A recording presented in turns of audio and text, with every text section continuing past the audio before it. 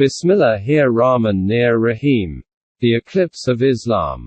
What Happened to Islam After Umar. By Ghulam Ahmad Parwez. Dedicated to late Maqbul M. Farhat, former coordinator, Bazam Tolu-e-Islam, London. Part 4. The present Quran is mutilated. Have you noticed how the concept of a Muhaddis was twisted? When salvation was made dependent on the allegiance to a God-appointed Imam, the result was that the Quran lost its significance and there was no importance of the finality of prophethood. However, the matter did not end there. Along with this, such beliefs were popularized that ended the protection and permanence of the Quran. About a number of verses, Kitabul Hujjat of al-Kafi says that they were not revealed in this way. Some examples. About Laqad Ahadna, Imam Jafar Sadiq said that these words were about Muhammad, Ali, Fatima, Hassan, Hussein and Imams from their lineage. Adam forgot this, and by God this verse was revealed in this way to Muhammad. Opening parenthesis. Ash-Shafi, p. 513. In the Quran this verse is like this. And certainly we gave a commandment to Adam before, but he forgot. 20. 115. According to another tradition, Imam Jafar said that verse 67/29 was revealed with this addition. Shortly you will know who is in error. O the group of liars! I inform you about the wilayah of Ali, after me. Now who is in open disbelief. Ash-Shafi, p. 512. In the Quran, this verse is like this. So you shall come to know who it is that is in clear error.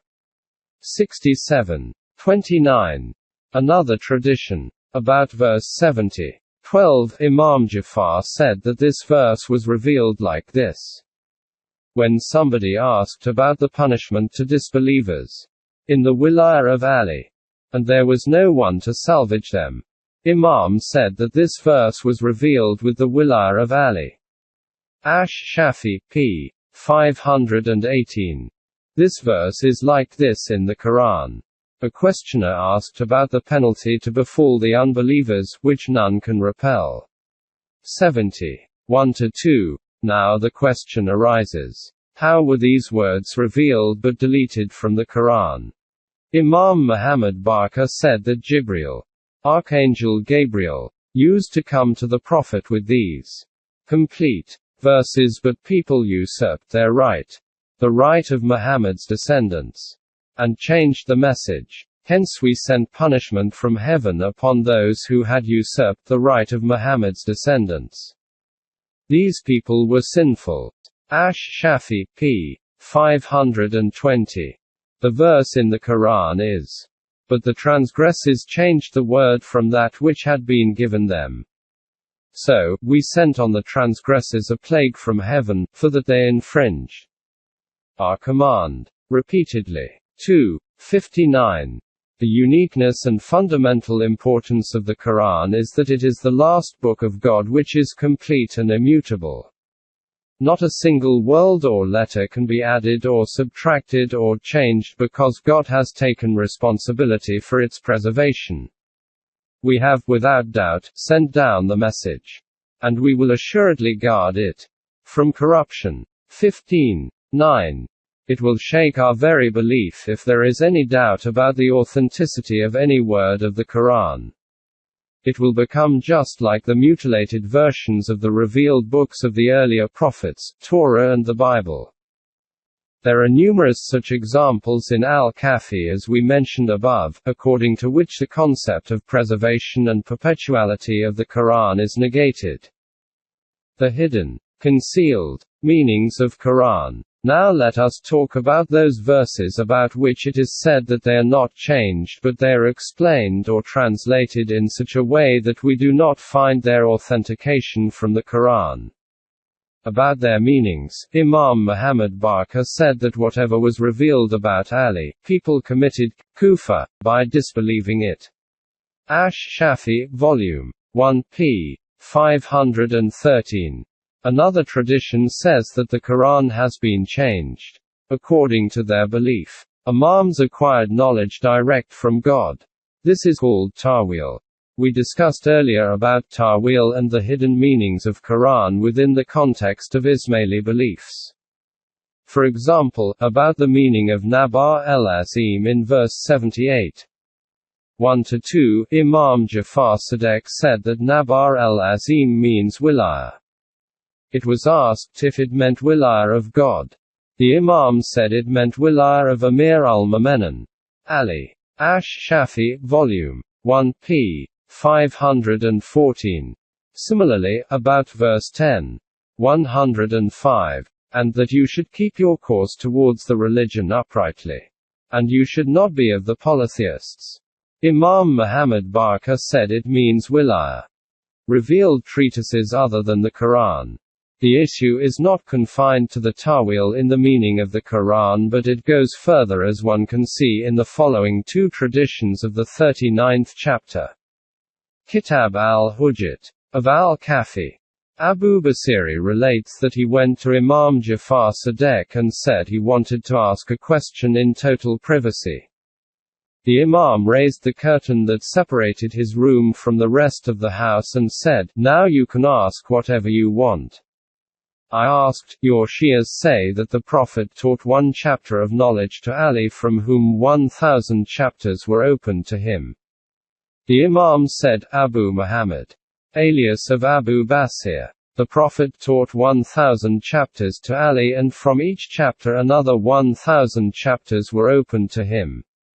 I said, "By God, this is called knowledge." The Imam paused for a while and then said, "Abu Muhammad, we have Jami." I asked, "Imam, tell me what is Jami?" He said, "It is a revealed book which is 70 times longer than the hand of the Prophet who dictated this himself, and Ali wrote in his own handwriting. This contains everything which is allowed and forbidden, and everything that we may need, even about the compensation of a small scratch on body is mentioned in that." Then he put his hand on me, snapped his fingers and said, "Even compensation of this small matter is mentioned." He said this is in a strong voice. I said, "This is real knowledge." The Imam said, "It does not end here." After a little pause, the Imam said, "We also have Jafar. But people don't know." I asked him what Jafar was.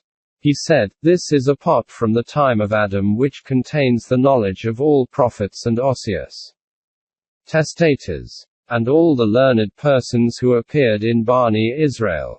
I said, "This is knowledge." He said, "It does not end here." And, after a brief pause, said, "We have the Mashaf. Treatise of Fatima." People don't know what is the Treatise of Fatima. I asked what that is. This treatise is 3 times voluminous than the Quran. In your Quran there is only one letter that is apparent. Meaning. I said, "By God, this is knowledge." He said that it does not end here. After a pause he said, "We have the knowledge of ma kana wa ma yakan, i.e., what will happen till the day of judgment." I said, "This is knowledge." He said, "There is more." I asked, "What is that?" He said, "We know all about what incidents will occur day and night and sequence of events and what will happen till the day of judgment." The narrator says that he heard Imam Jafar as say, in 128 AH. During the reign of Bani Abbas, philosophers will appear, who will be disbelievers in Islam and unity of God. I saw this in the Treatise of Fatima. I asked him what the Treatise of Fatima was.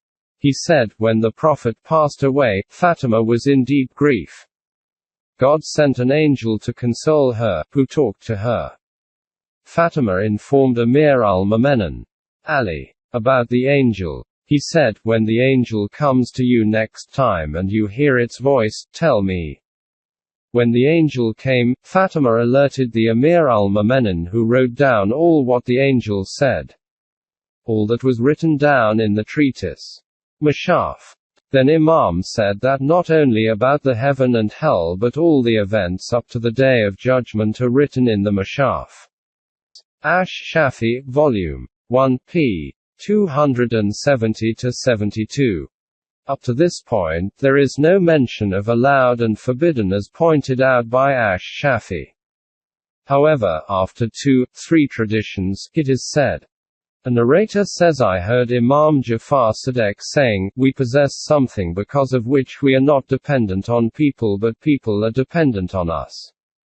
We have a book that was dictated by the Prophet and scribed by Ali. This book enlists what is halal, allowed, and what is haram, forbidden. We know everything that you are going to start and when you complete or end that. Ash-Shafi, Volume 1, p. 273-74. All these commands were brought by the angels who descended at the command of God. How angels came to the houses of Imam. It is narrated by Abu Hamza Thamali that he went to see Ali ben al-Hussein. For a while I waited outside, then I went inside the house. I saw that the Imam was picking something and giving to someone behind the curtain. I asked him, what you are picking? He said, they are small parts of the feathers of angels. When they leave, we collect them and make ta'wiz, amulets, for kids. I asked him, do the angels visit you? He said, yes, they come as soon as I go to bed. Ash-Shafi, Volume 1, p. 407. What is the relationship of Iranianism with these beliefs? Remember, we began with the dialogue between Umar and Hermazan. The latter had said, we were defeated by the Arabs because you have the Book of Allah. We, or any other nation, cannot overcome you as long as you have this book. Quote, later on, we saw how Quran was made to disappear from the practice of Ummah. Now the question arises that all the beliefs and ideas we mentioned in the previous pages are attributed to the Imams who were all Arabs. Then how did Iranianism come into it? These beliefs and ideas are of one Muslim sect, the Shias, and not those of the majority of Muslims. Sunnis. Did the Quran disappear from their practice too, and if so, how did it happen? These questions are very important and require thorough study and deep understanding. I would like to emphasize again that I am neither Sunni nor Shia. I do not belong to any sect. I am a student of the Quran. My belief, rather my conviction, is that this great book of God is the only authority in deen and the standard or measure to judge truth and falsehood, right and wrong.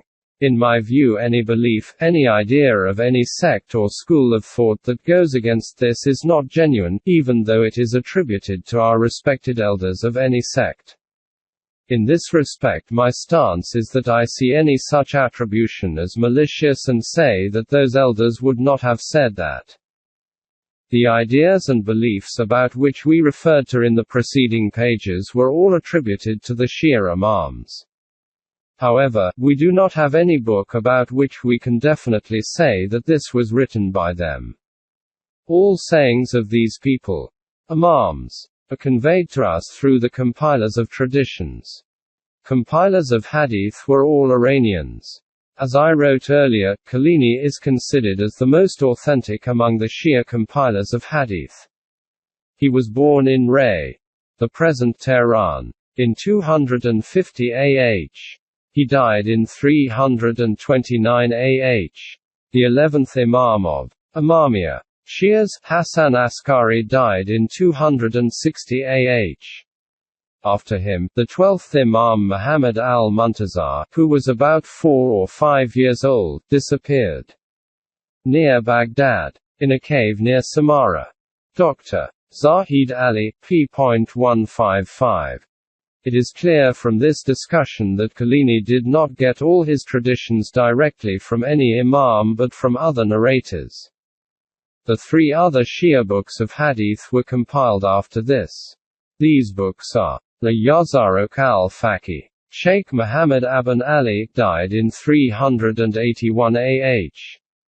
And Tazib wa Istabzar. Abu Jafar Muhammad ben Hassan, died in 460 AH. Weak traditions of al-Kafi. About al-Kafi, it is written in the introduction of Ash-Shafi, Volume 1. Out of the 16,199 of al-Kafi's ahadith, only 5,072 can be relied on. Out of the rest, 144 are most reliable, 1,116 authentic, 302 strong and 9,450 are weak. p. 6. Maulana Syed Zafar Hassan also wrote in Farokh-e-Kafi's translation. The Shia sect has never claimed about their hadith books that all their traditions are authentic.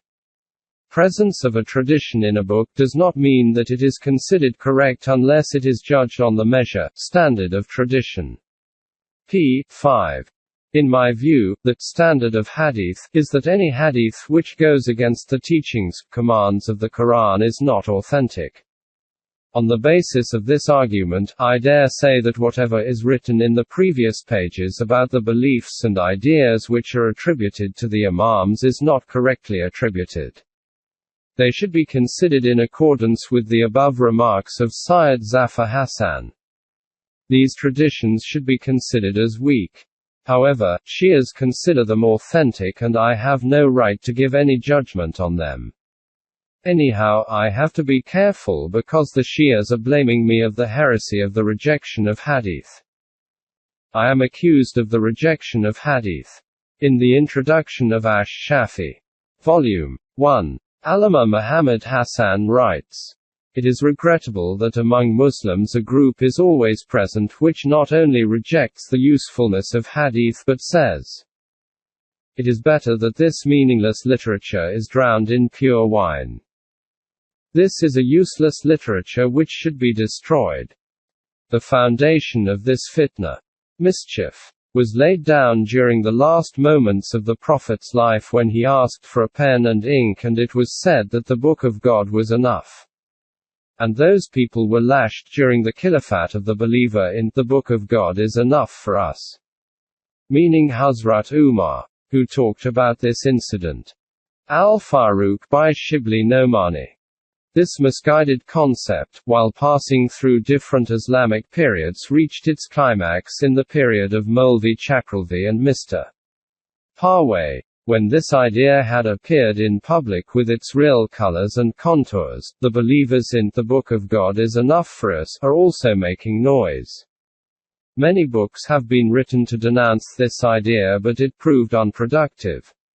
Introduction, Ash-Shafi, Volume 1, p. 3.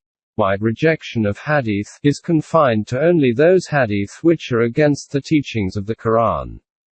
Their attribution to the Prophet or our respected elders is wrong. They cannot say anything that is against the Quran. I never said. The traditions which are not against the teachings of the Quran, I recognize them as authentic. I consider it an honor that for the crime of saying, the Book of God is enough for us. I am small but I am associated with great people. Although I am very small in comparison to Umar, I am proud that I have an ideological relation with such a great companion of the Prophet. Ajami impact on the Sunni beliefs and schools of thoughts.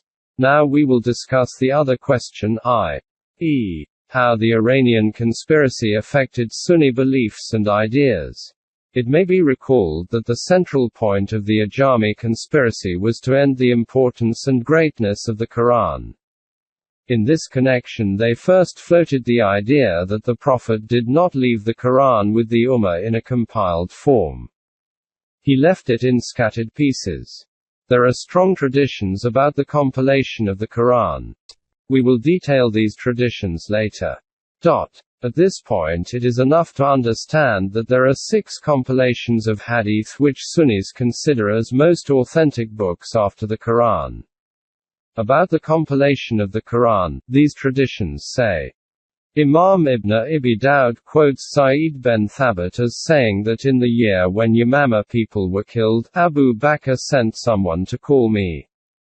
Umar was also present. Abu Bakr told me, Umar says that many Qurra people who had learned the Quran by heart have been killed. I fear that if the blood of more Qaris is shed, then the Quran may be lost. In my opinion, the Quran should be collected. I told Umar, how can we do something that was not done by the Prophet? Umar said that by God this is a very good thing. Umar insisted on that until God guided me like him, and I also supported his idea.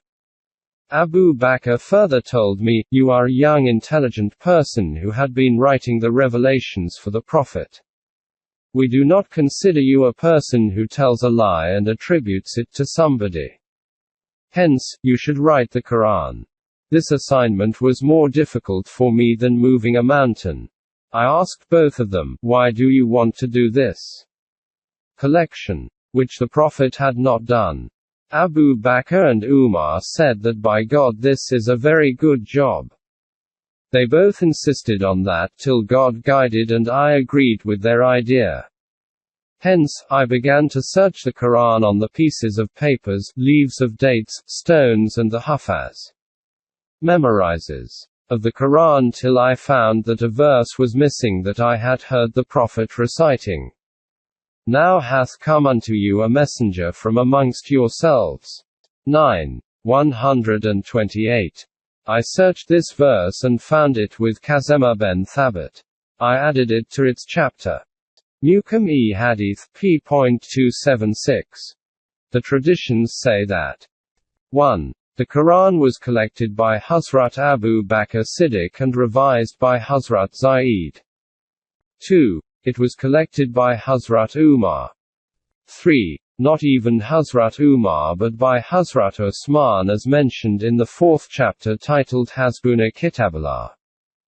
According to these traditions, certain verses were not collected, and after research it was discovered that those verses were eaten by the goat of Hazrat Aisha. About the verse of Rajam, stoning to death, Hazrat Umar insisted that in the lifetime of the Prophet it was part of the Quran. During his Khilafah, when he was told to include this verse of the Quran, Umar said that he will not include them in the Quran, but the command in this verse will be implemented. Consequently, punishment for adulterers was stoning in accordance with this verse. The Quran compiled by Abu Bakr or Umar was with Hazrat Hafsa. In his reign, Marwan burnt this compilation. Other traditions say that it fell down in a well.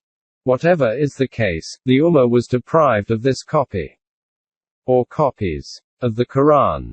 About the compiled copy of Hazrat Osman, Imam Ibn Abi Dawud, in his book Kitab al-Masahif, writes, after collection was completed, Hazrat Osman saw it and said, you have done a great job. However, I can see some mistakes, but don't worry, the Arabs will correct them through the dialects. Linguistic habit. After that, during the reign of Bani Umayyah, Hajjaj ben Yusuf made changes at 11 places in the Quran of Hazrat Osman. About the Quran that we now have, it is said that this was corrected by Hajjaj. Moreover, many companions of the Prophet had copies of the Quran which differed from the copy of Hazrat Osman at many places. These are all the traditions of the Sunnis about Quran. You can well imagine if such ideas are spread about the compilation of the Quran, how can it maintain its commanding position? We will detail later how and when these ideas were spread and what is the role of Iranians in this. The concept of abrogation of verses. In short, the Quran, in whatever way it was collected as these traditions say, was handed over to the Ummah. Now it was said that it contains many verses which had been abrogated. It means that there are many verses which are recited but their command is abrogated or not effective. There is another belief in this connection, that certain verses supersede other verses. Another belief is that certain verses have been cancelled in view of some hadith. We will discuss the second belief later. As far as the first belief is concerned, it is left to the judgment of Allamas, religious scholars, to declare any verse cancelled or abrogated. This attitude became so common that about 500 There are total 6,236 verses in the Quran. Verses were considered abrogated. The count of the abrogated verses was different in different times, until Shah Waliullah limited them to 5. Irrespective of the number, 500 or 50, the fact remains that there is a belief that certain Quranic verses are recited but their command is not effective. In accordance with the decision of a religious scholar, Alam, and not God. Now the question arises that how the Quran which escaped cancellation should be understood. At this point, the role of Iranians became very clear. We have seen that according to the belief of Muhaddis, there are two kinds of revelations. One comes to the Prophet and the other to the Imams. The only difference was in the mode of revelation, but there was no doubt that both were revelations. This was the Shia belief, while in Sunnis the belief was introduced that there were two kinds of revelations which were both conveyed to the prophets. One was called Wahi Jili, or Wahi Matlu, and the other was called Wahi Kafi, or Wahi Ghair Matlu. Wahi Jili is the Quran and Wahi Matlu is the traditions of the Prophet. The belief in the two kinds of revelation prevailed among Jews. One was called Shaktab, Wahi Matlu, and the other one Shab Alpha, Wahi Ghair Matlu. We, the Muslims, acquired this belief from them. Just like the Quran, the belief was formulated about Wahi Ghair Matlu that this is just like the Quran. Hence, it is narrated from Maqdad ben Mahdi Ka'b. The Prophet said, I am given the book, the Quran, and with it another just like it. Another book like Quran. Shortly one man will appear, who will say, follow that Quran too. Whatever is halal, allowed, in that consider halal, and whatever is haram, forbidden, in that consider haram. Abu Bakr Khatib Baghdadi, Kitab al-Kafaya. Just like it are the traditions. It is said that the belief in the Wahi Matlu and Wahi Ghair Matlu was formulated by Imam Shafi'i. He was born in Asqalan province in 150 AH. During the reign of Harun al-Rashid he was living in Yemen, which was a Shia center. He was accused of being a Shia, and that is why he was called to the court of Harun Rashid. He often used to travel to Iraq. In 204 AH he died in Egypt. Tariq-e-Fiqh Islami by Allama Khizri, p.347. It does not matter who developed this idea, but the fact is that according to this belief another treatise of revelations, outside the Quran came into existence which is called Hadith. People who had a clear picture of Deen and believed in the greatness and uniqueness of the Quran opposed this belief and argued that authority in Deen is only the Quran. These people were labeled Mu'tazila. So much intensive propaganda was launched against them that even today if anybody talks about reason and wisdom and his argument cannot be refuted, then it is enough to say that he is a Mu'tazila and he will be automatically considered a non-believer. The story of the struggle between Mu'tazila and Shafi'i is very long and we will not go into details of that. It is suffice to say that the idea of Imam Shafi'i became a pillar of Islam. Read carefully about the status that the traditions got because of this belief. The status of tradition. Hadith. In his book Jamaat-e-Islami ka Nazariya-e-Hadith, Jamaat-e-Islami's concept of Hadith, Maulana Muhammad Ismail, former president of Jamiat-e-Ala Hadith, writes, after research and authentication the Hadith has got the same status as that of the Quran. As a matter of fact, the rejection of Hadith has the same impact on faith and deen that the rejection of the Quran has.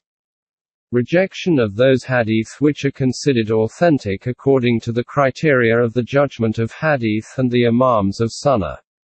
Prophetic model is kufr, disbelief, and excludes such persons from the fold of the Millah. The fraternity of Islam, Gabriel, used to bring down the Quran and Sunnah both. He used to teach the Prophet's Sunnah like the Quran.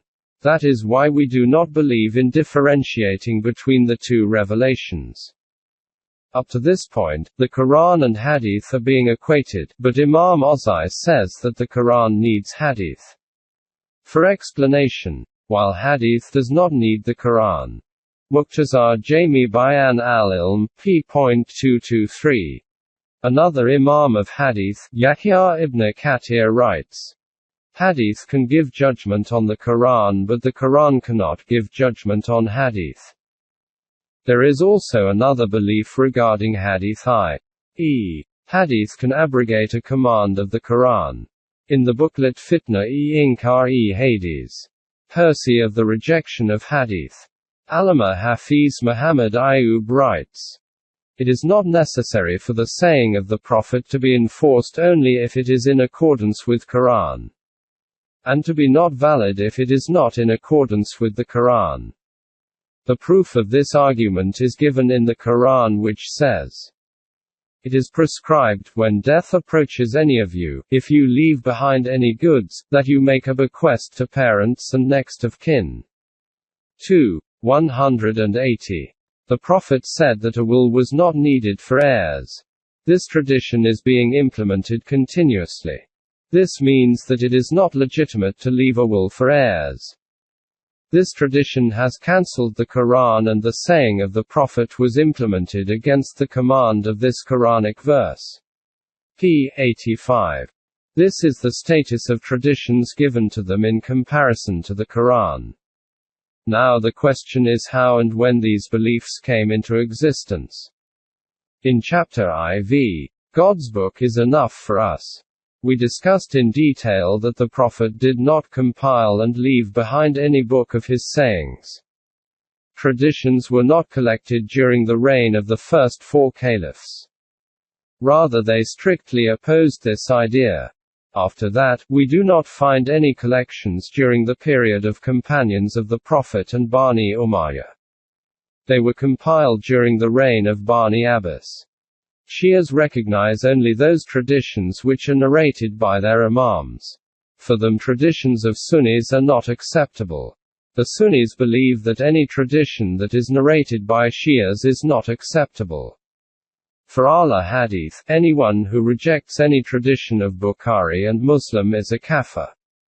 Hanafis do not recognize 200 traditions of Bukhari and Muslim. Imam Bukhari, who is considered as the most authentic collector of traditions, collected 600,000 traditions but accepted only 6 or 7,000 and rejected the rest. Other collectors did the same. All collectors of traditions, ahadith, were Iranians. The Sunnis accept 6 of these books as the most authentic. You will be astonished to know that, like the Shia books of traditions, the collectors of these traditions were all Iranians. This chart shows 1. Name of the Hadith collector. 2. Number of traditions collected. 3. Number accepted as genuine traditions. 1. Imam Muhammad Ismail Bukhari. Collected 600,000. Accepted 2,762. D. 256 or 260 AH resident of Bukhara. 2. Imam Muslim ben Hajjaj. Collected 300,000. Accepted 4,348. D. 261 AH resident of Nishapur. 3. Imam Abu Musa Muhammad Tirmizi. Collected 300,000. Accepted 3,115. D. 279 AH resident of Tirmiz.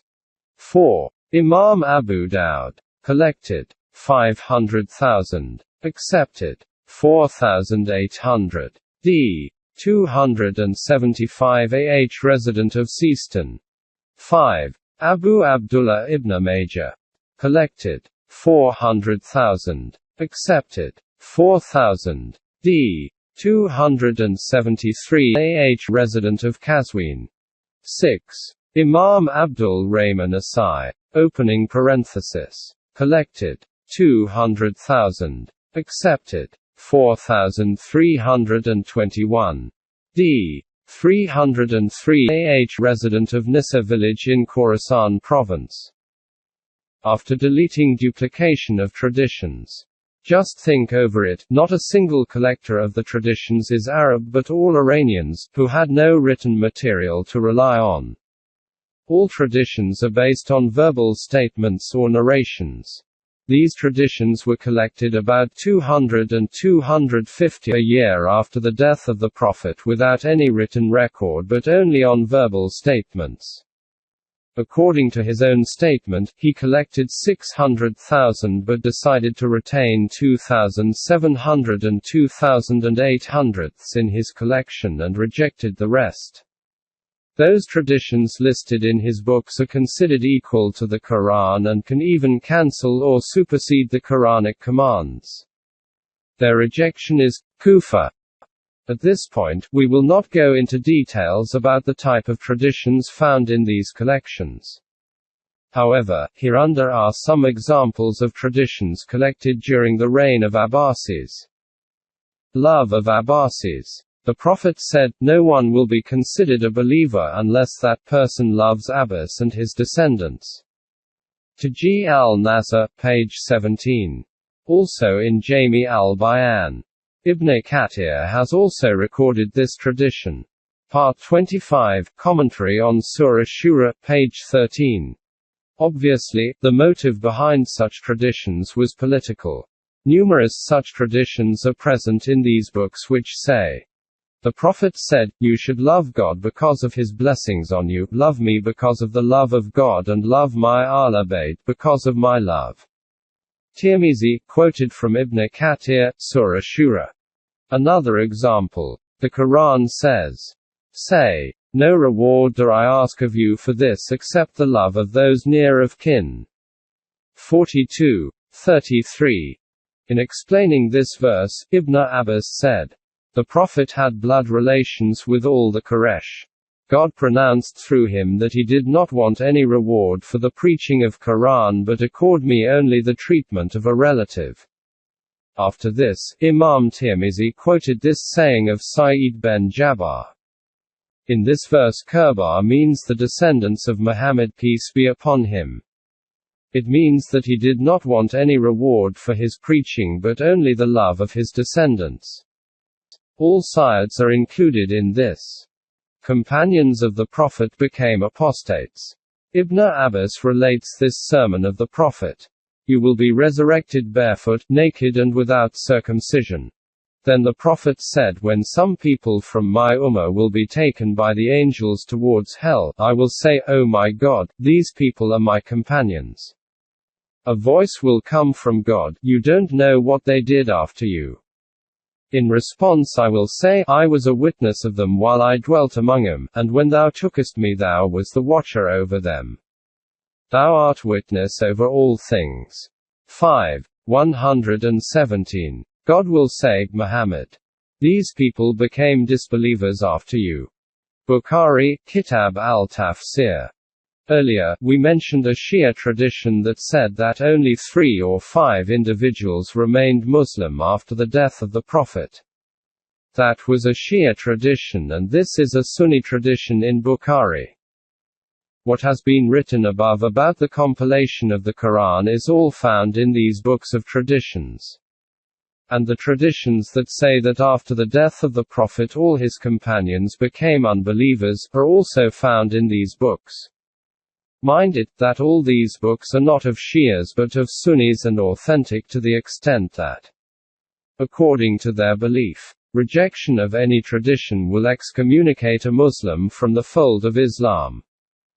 Imam Ibn Jarir Tabari. Now, it was not difficult to raise a new edifice of Islam on the basis of the books of traditions. This job was done by a Sunni Imam, Muhammad Jarir ibn Jabri. The word Imam has a special meaning for Shias but Sunnis call their scholars Imam, such as Imam Bukhari, Imam Tabari and Imam Abu Hanifa. About Imam Tabari, Allama Tamana Ahmadi says, Ibn Jarir was a native of Amal in Tabaristan. He was born and raised there. After completing his education he left home and searched knowledge for 44 years. He was Shia but called himself Sunni because of taqiyya. His grandfather's real name was Rustam, but was named Yazid after embracing Islam. He used to write his name as Muhammad ben Jarrah ben Rustam on the books which he wrote specially for Shias. While for his books for the non-Shia Muslims he used to write his name as Muhammad ben Jarrah ben Yazid. Shias do not accept that he was Shia. He was born in 224 AH and died in 311 AH. Imam Tabri wrote a 30-volume commentary on the Quran in which he relevant traditions under every verse. This method meant that this commentary was not written by Imam Tabri but it is from the Prophet himself. What is the result of this methodology? Now only that explanation of Quran is considered authentic that is written by Imam Tabri.